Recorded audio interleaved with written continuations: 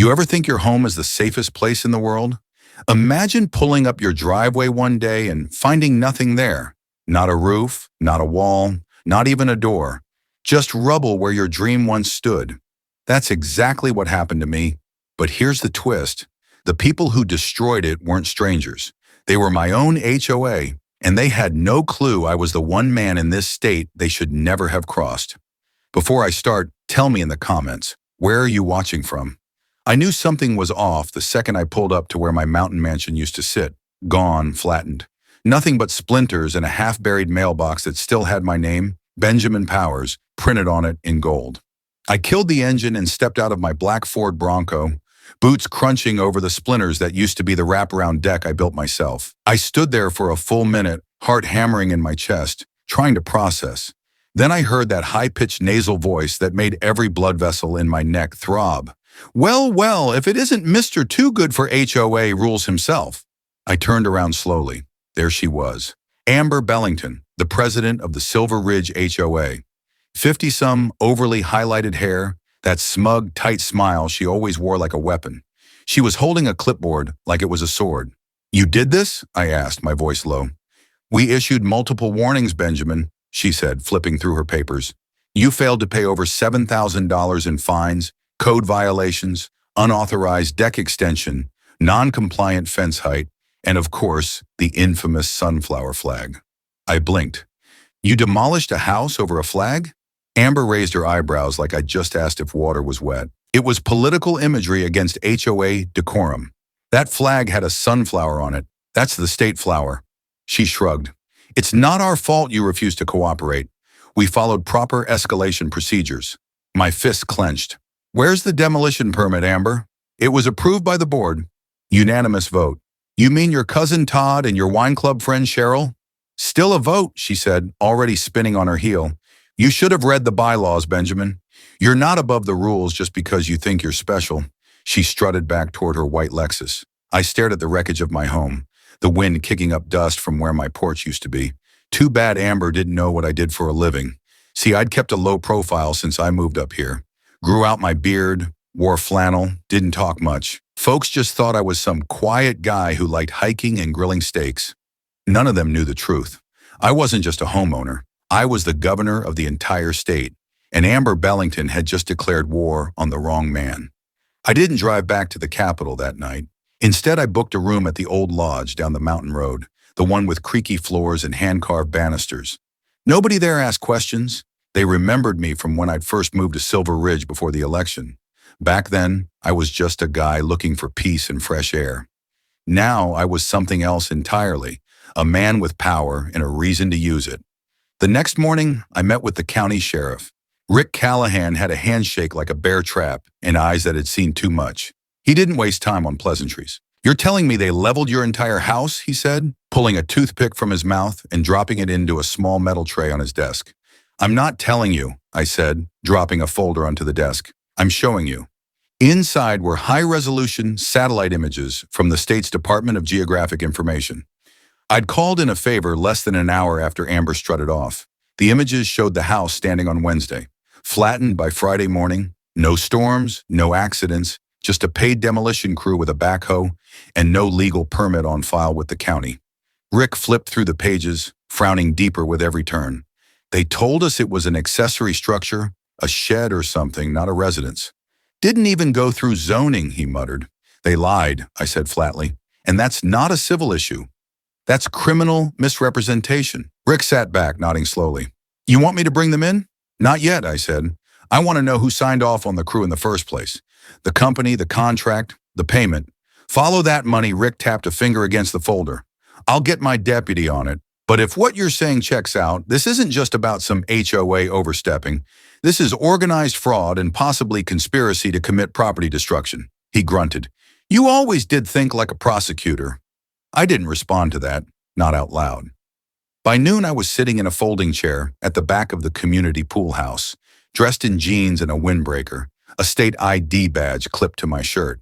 I didn't announce myself. I didn't need to. The Silver Ridge HOA board was meeting in their usual closed-door fashion, but I brought a court order from the district superior judge that compelled them to open the meeting to residents. citing ongoing investigations and the public's right to transparency.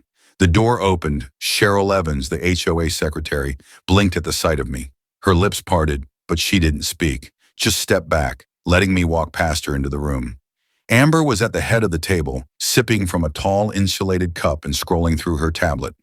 Her heels clicked as she stood, her entire expression flickering for a half second before she forced it into something polite and tight.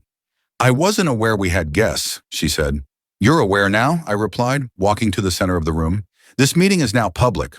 By court order, her jaw twitched, but she didn't argue. Not in front of the dozen residents who had followed me in, whispering among themselves. "I'd like to address the board regarding a matter of urgent legal concern," I said. "No need," Amber said, folding her arms. "We're already aware of your grievances." "Good," I said. "Then you're also aware that the structure you demolished last Thursday was not an accessory building, but a state-registered primary residence with full occupancy permits verified by the county assessor's office." She glanced at Todd, the treasurer, who looked like he'd rather be anywhere else. "You claimed unpaid fines as justification," I continued. "Fines which, according to your own ledgers, were never formally invoiced, never sent certified, and never itemized with applicable bylaw references." Amber shifted. "We have internal processes." "Not anymore," I interrupted. "As of this morning, the state has frozen all HOA financial operations pending investigation." Gasps rippled through the room. Even Cheryl looked stunned. "You can't do that," Amber snapped. "We're a private entity. You have no jurisdiction?" I pulled a single sheet of paper from the folder I'd brought and handed it to her. "Emergency executive order," I said, "signed under state authority. You'll note the language. In cases of fraud, misrepresentation, or destruction of private property under false pretenses, all community governance bodies are subject to legal audit." She stared at the paper like it might catch fire in her hands. "And just so we're clear," I added, "I'm recusing myself from any oversight role. The state attorney general's office is assigning a special investigator, independent, neutral." "You're trying to ruin us," Todd muttered. "No," I said. "You did that when you hired a demolition crew using embezzled community funds." The room fell silent. Cheryl dropped her pen. "Wait, what?" "The check that paid for the crew came from the Community Improvement Fund. It was listed as landscape leveling. You signed off on it, Cheryl." You and Todd Amber's eyes darted wildly between them. "I didn't know what it was for," Cheryl protested, voice shaking. "You initialed the disbursement," I said. "Either you were grossly negligent or complicit." Todd stood up. "I'm not going down for this." Amber filled out the disbursement forms. She told us it was for park maintenance. "You're lying," Amber hissed. "No, you're lying," Todd shouted back. "You've been siphoning funds for months, Amber. I saw the receipts for those patio heaters at your house, paid for with HOA money." "Enough," I said, raising a hand. Rick Callahan stepped into the room, flanked by two deputies. "We've seen enough," he said. "Amber Bellington, Todd Vance, you're both under arrest for misuse of community funds, criminal misrepresentation, and destruction of private property." The residents erupted in stunned whispers. Amber tried to backpedal, but the deputies already had her wrists secured behind her. "You can't. This isn't," she stammered. Rick read her rights with the calm detachment of someone who'd done it 100 times. Cheryl slumped in her seat, eyes wide and distant.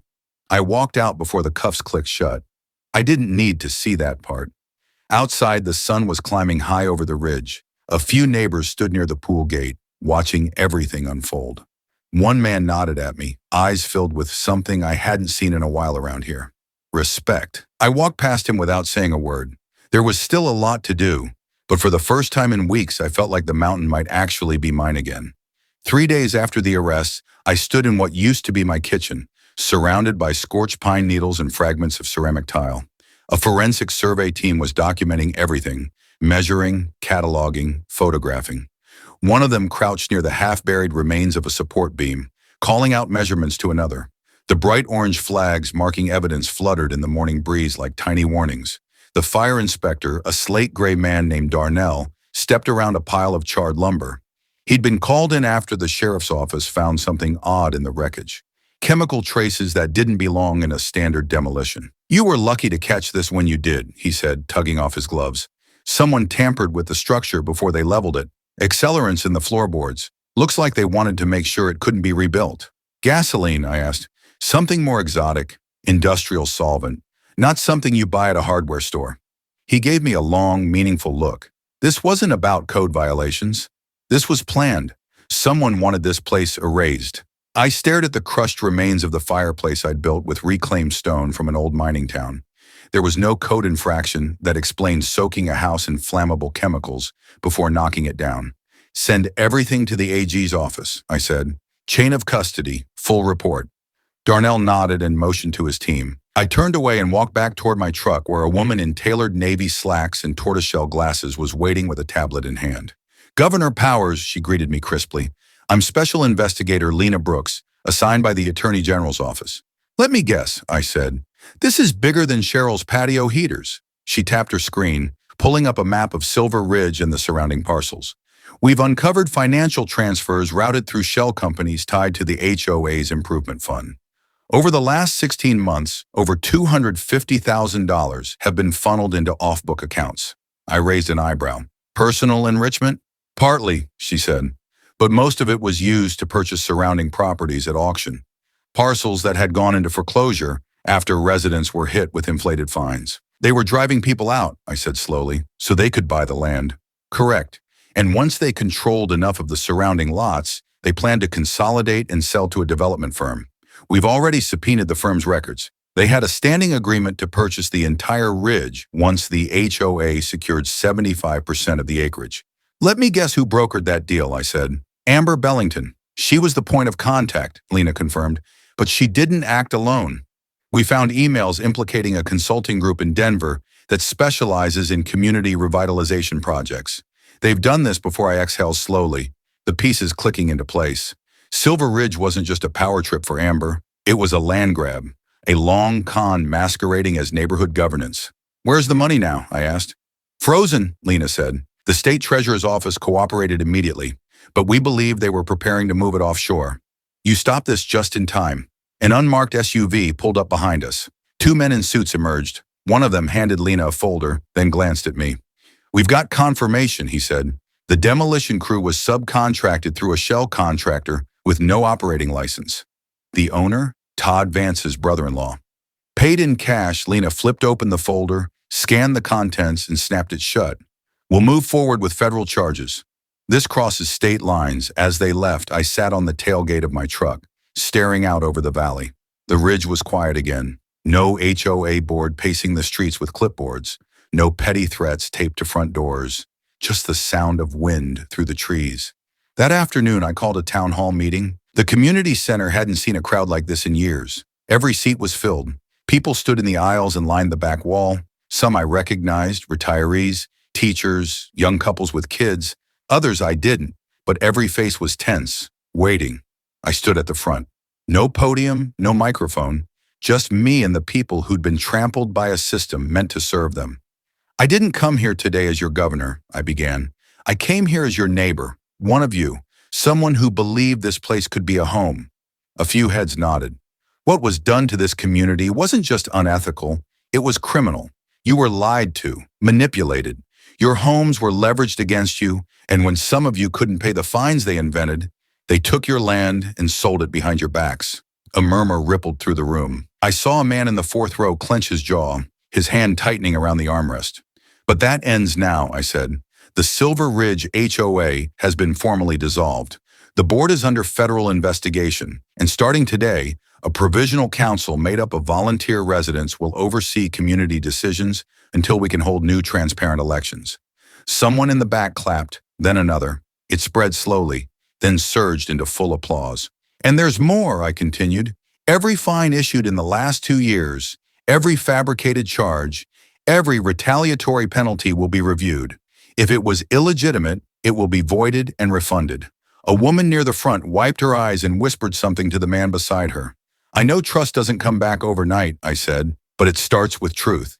And with your help, we're going to rebuild this place. Not just the homes, but the principles we thought we were living under. Afterward, people approached one by one, offering thanks, asking how they could help. A retired firefighter with a background in construction volunteered to lead the rebuilding of my house, and others who had been forced out offered to testify in court. Later that week, I met with the state legislature's housing committee. We fast-tracked a bill that would place strict oversight protocols on all HOAs in the state, mandatory audits, public access to records, and criminal penalties for predatory enforcement actions. It passed unanimously. By the following month, Amber and Todd were formally indicted on 12 counts, including fraud, racketeering, and destruction of property with intent to defraud. Cheryl cooperated with prosecutors and received a suspended sentence in exchange for her testimony. The developer who'd planned to buy the ridge backed out. Public pressure and media exposure had scorched their brand. Their stock dropped 8% in a week. As for Silver Ridge, it changed. People who never used to speak to each other now shared tools and built fences together. The new council, made of teachers, veterans, and small business owners, held open meetings, streamed online for transparency. The old fear was gone. I never rebuilt the house the way it was. Instead, I worked with that firefighter and a team of volunteers to design something simpler, smaller, with a deep porch and wide windows facing the valley. Whenever I sat there now, coffee in hand, I didn't think about the wreckage. I thought about what we'd built afterward, a community that finally belonged to its people again. And I made one quiet promise to myself. If any HOA ever tried something like this again in my state, they'd wish all they'd done was break a fence ordinance. A month after the town hall, I got a call from Lena Brooks as I was stacking firewood behind the frame of my new porch. She didn't waste time. "We found something buried in the HOA's internal server backups," she said, "encrypted files. Took us a while, but we cracked them this morning." I dropped the bundle of kindling into the crate and wiped my hands on a rag. "What kind of files?" "Audio," she said. "Board meeting recordings, not the official ones. These were off the books, recorded on a private device belonging to Todd Vance. Something tells me we're not talking about mundane budget discussions." "No," she said. "We're talking about a conversation that took place 3 days before your house was leveled." I leaned against the railing. "Play it." The audio was grainy but clear enough. Amber's voice came through first, sharper than I remembered. "We can't wait for another lien to process. The governor's too high profile. We need a clean break. Remove the structure and bury the paper trail." Then Todd, "What if it backfires?" Amber again, "It won't. The crew's off record. The permits are ghosted. By the time he figures it out, the land's already transferred." Silence. Then Cheryl's voice, hesitant. "And if the press finds out?" Amber, "We'll say it was a mistake. Blame miscommunication. He's a politician. He'll want it buried." The file ended there. Lena's voice returned. "That recording alone nails conspiracy. But there's more. We found a second file from the following day. This time it's Amber talking to someone new. Male, older, not on any of the board rosters. Did you get a name?" We ran the voice print. Match came back as Byron Kepler. Ever heard of him? I had. Byron Kepler didn't live in Silver Ridge. He lived in a penthouse suite in Denver and ran a private equity firm that specialized in distressed property acquisition. He was the kind of man who always wore 2 watches and never answered his own phone. Lena continued. "He promised Amber a commission, 5% of the development deal if she secured the ridge. Said she'd get a seat on the advisory board once construction began. She sold out the entire community for a side gig and a property in Vail. She signed a purchase agreement 2 days before the demolition. Cash offer." I looked out toward the tree line. "I want a federal prosecutor on this." "Already in motion," she said. "Kepler's firm is under investigation for racketeering. If we can link him to similar HOA land flips across the western states, we're looking at a criminal enterprise." "Get the IRS involved too," I said. "You know a man like him didn't report that kind of side payout." After the call, I drove down to the county courthouse. The district attorney's office had already set up a task force to handle the Silver Ridge fallout, but I needed to press one more matter. I found Assistant DA Rachel Perez reviewing a wall of case files in the conference room. "You think you can bring a RICO charge?" I asked. She turned toward me, eyes sharp behind wire-rimmed glasses. "If we can prove multiple people coordinated with intent to defraud residents and use the HOA structure to facilitate that fraud, then yes, we're almost there. Kepler's involvement gives us the interstate element we need." "What about residents who lost homes due to fraudulent fines?" I asked. "Can we recover any of their property?" She nodded. "Already filed injunctions to freeze all HOA-controlled properties and halt any pending transfers. Once we get convictions, we'll move to reverse the deeds." "Good," I said. "Let me know when we're ready to file.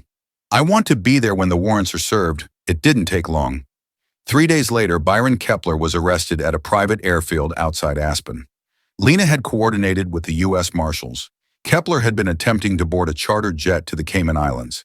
They found 2 burner phones, a briefcase with currency from 5 different countries, and a flash drive containing a list of other HOA partners across 3 states. Meanwhile, back in Silver Ridge, the residents were rebuilding more than just homes. The new community council had established a legal defense fund for those still fighting to reclaim their properties. A retired legal clerk named Warren took charge of organizing case files, and a local librarian offered space at the library for document scanning and printing. At the next council meeting, I sat at the back just listening. The energy in the room was different this time. Focused, determined. No one was afraid of speaking up anymore. An older man named Hank stood and addressed the room. I lost my wife's garden. It was the last thing she planted before she passed, and they bulldozed it like it was nothing. But I'm not here to cry about it. I'm here to say I'm planting something new. And I bet I'm not the only one. Applause followed, not loud or flashy, but steady, earnest. After the meeting, I walked out into the cool evening air and found Lena waiting near the flagpole. "You're not staying for the vote?" she asked. "They don't need me for that," I said. "They've got it handled." She nodded once. "Kepler's arraignment is scheduled for Monday federal court. He's being charged with conspiracy to defraud, wire fraud, tax evasion, and 4 counts of racketeering. Amber and Todd are both turning state's evidence. Cowards always do when the walls close in. They're naming names. Kepler's firm had ties to 12 other HOAs across the state. This is just the beginning." We stood for a moment, watching as the last few residents left the building, some arm in arm, others deep in conversation. "Funny thing about corruption," I said, "it's always loud until people start paying attention. Then it gets real quiet." She smiled faintly. "You ever think about making this permanent? Staying here full time?" I looked up at the stars breaking through the clouds above the ridge. I already did.